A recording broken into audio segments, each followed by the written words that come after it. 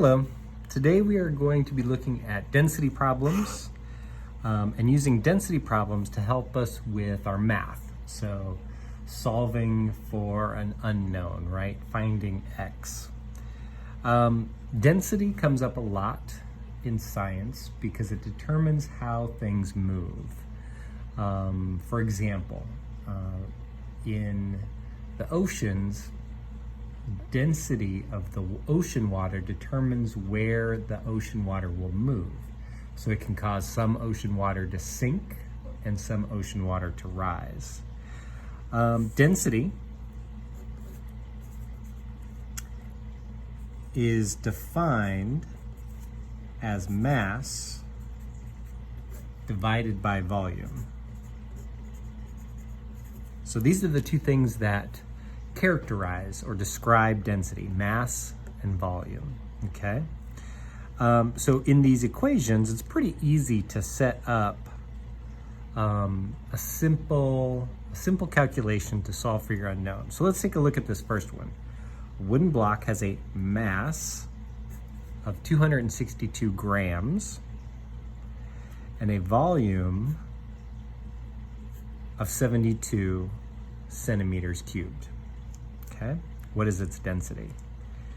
So in this case, finding density is pretty easy, right? So density is x equals our mass, 562, over 72. And I can simply solve that. That one's easy. 562 divided by 72 equals that. 7.8 grams cubic centimeters. Okay? Solving for x in this case is pretty simple because it already gives you the calculation. You know what to divide. And that's what you're going to do for this whole front page. So it makes it straightforward. If you see down here milliliters is the same as cubic centimeters. So there's no conversion that you have to do. You can use that same number. Now when we get onto the back, that's when it gets a little bit harder, and that's where we got to use a little bit more of our math skills. Here, it tells you a soda has a volume of 560 milliliters. Remember, that's the same as cubic centimeters. No conversion necessary. And a density of 3.2 gallons per milliliter. What is the mass? So remember, density equals mass over volume. I know what my density is, 3.2. I don't know what my mass is, that's x. And my volume is 560. So now how do I solve for x? Well, we're going to be doing a lot of math that involves ratios. And you can set this up as a ratio to solve this problem, like cross multiplying. 3.2 is the same as 3.2 divided by 1. Now I have two ratios here. And now I can cross multiply. So if you remember cross multiplying, you multiply these two together. X times 1, which is just x, right, equals, and then you multiply these two together.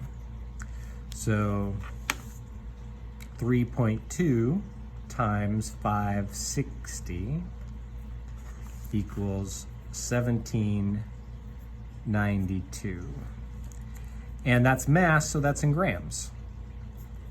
X equals 1792 grams. Okay?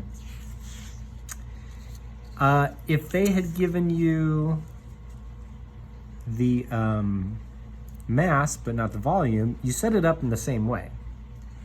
So let me do one. I'll do one up here where, let's say the density is 4,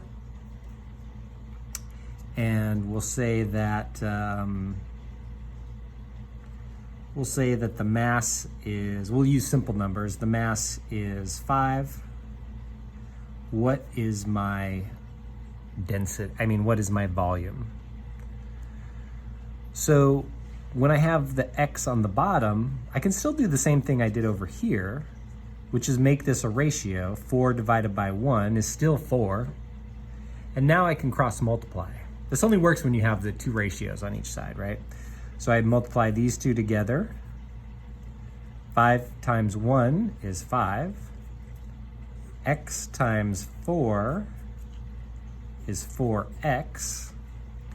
But I need to get that x by itself. So how do I get that x by itself?